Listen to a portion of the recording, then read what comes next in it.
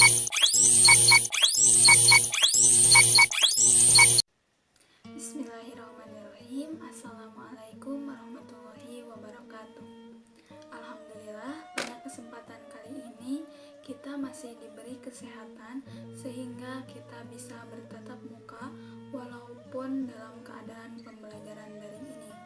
Nah, di sini saya akan menjelaskan materi tentang perkembangan dakwah Nabi Muhammad SAW periode Mekah. Untuk materi yang pertama yaitu tentang permulaan dakwah Nabi Muhammad SAW.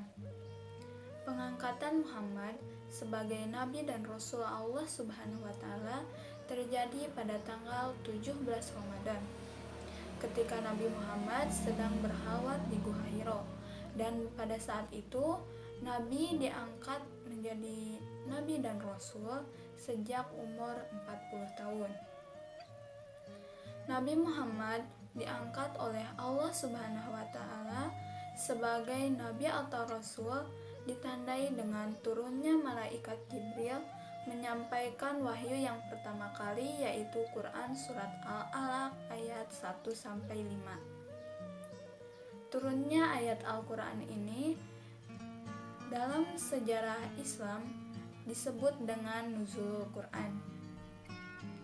Menurut sebagian ulama, setelah turun wahyu yang pertama, maka turunlah wahyu yang kedua, yaitu Quran surat Al-Mudaththir ayat 1-7. Dalam ayat ini berisi tentang perintah Allah Subhanahu wa Ta'ala agar Nabi Muhammad berdakwah menyiarkan ajaran Islam kepada umat manusia. Nah, setelah itu, tatkala Nabi Muhammad SAW berada di Mekah selama 13 tahun, yaitu dari mulai tahun 610 sampai 622 Masehi, secara berangsur-angsur telah diturunkan kepada beliau wahyu berupa Al-Quran sebanyak 4.726 ayat. Materi yang kedua yaitu tentang perhatian dan prioritas dakwah Nabi Muhammad SAW. Selama Nabi Muhammad berdakwah di Mekah, maka terjadi masalah-masalah yang menjadi perhatian dan prioritas yang ingin dicapai oleh Nabi Muhammad. Masalah tersebut yang pertama yaitu mengajarkan ketauhidan.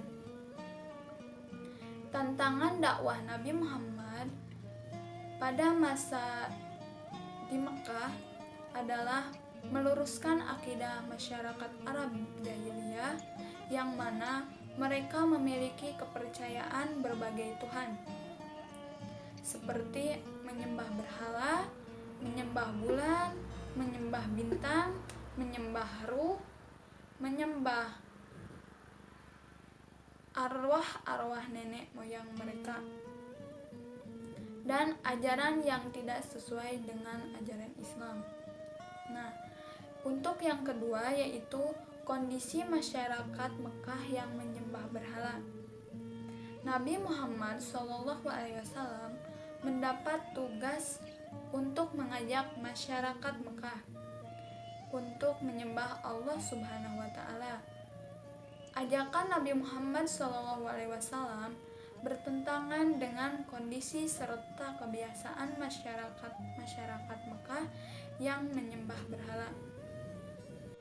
Masalah yang ketiga yaitu memberi kabar tentang hari pembalasan. Nabi Muhammad SAW memprioritaskan dakwahnya untuk mempercayai adanya hari pembalasan. Mereka perlu menjaga kehidupannya untuk selalu sesuai dengan aturan Allah Subhanahu wa Ta'ala. Setiap kebaikan pasti akan mendapatkan kebaikan pula, dan setiap keburukan pasti akan mendapatkan keburukan pula. Nabi Muhammad SAW meyakinkan para pengikutnya akan janji Allah Subhanahu wa Ta'ala untuk orang yang beriman. Masalah keempat yaitu merubah perilaku masyarakat jahiliyah. Nabi Muhammad SAW secara bertahap merubah perilaku-perilaku mereka sehingga menjadi makhluk yang baik dan benar. Nabi Muhammad mencontohkan dalam kehidupannya sehari-hari, dan Nabi Muhammad pula sudah terkenal dengan sifat Al-Amin, yaitu orang yang dapat dipercaya. Masyarakat Mekah mengakui akan kebaikan dan kejujuran Nabi Muhammad. Masalah yang kelima yaitu mengangkat dan melindungi hak asasi manusia. Di dalam kehidupan masyarakat Arab terdapat tradisi perbudakan, di mana tradisi perbudakan tersebut diperjualbelikan seperti barang dagangan lainnya. Dan sehingga dalam perbuatan tersebut mereka tidak merasa dosa. Tetapi dalam ajaran Islam, manusia itu sama martabatnya, akan tetapi takwa yang membedakan. Materi yang ketiga yaitu respon masyarakat Mekah terhadap dakwah Nabi Muhammad SAW. Masyarakat kafir Quraisy termasuk Abu Lahab, dia menghasut masyarakat Quraisy agar tidak mengikuti ajaran Nabi Muhammad.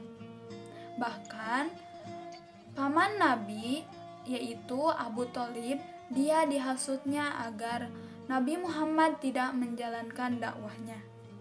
Yang keempat yaitu kunci keberhasilan dakwah Nabi Muhammad di Mekah.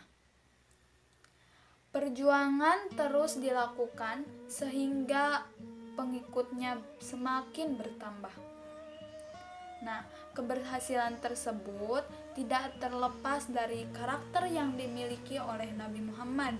Yang pertama yaitu Nabi Muhammad memiliki sikap sabar.